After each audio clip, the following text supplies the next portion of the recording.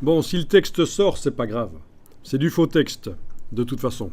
On est en train de mettre au point le design du document.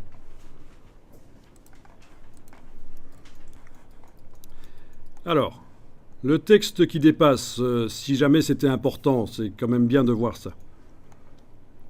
On va le récupérer d'une manière ou d'une autre. Je vais vous montrer ici deux manières de le récupérer, le texte. Quand vous cliquez sur le petit signe plus avec la flèche noire, vous cliquez sur le petit signe plus.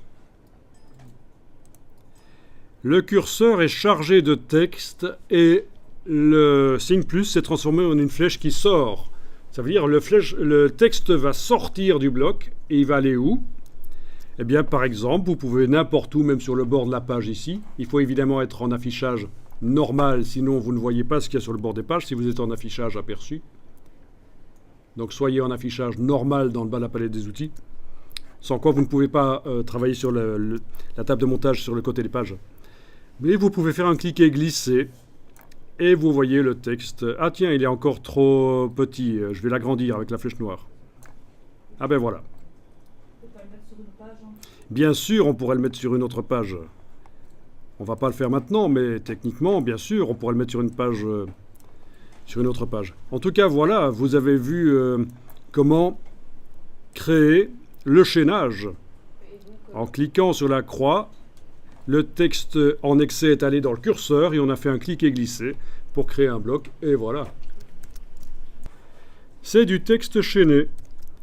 Le bloc ici a une porte de sortie. Celui-là a une porte d'entrée. Quand vous le sélectionnez avec la flèche noire, vous voyez la porte d'entrée. On peut même visualiser le chaînage en demandant affichage, extra, afficher le chaînage de texte. Affichage extra, afficher le chaînage du texte. Et quand un des deux blocs est activé, vous voyez cet élastique qui relie les deux, qui vous montre le chaînage. Si je bouge le bloc, voilà, on voit que c'est comme ça que ça marche.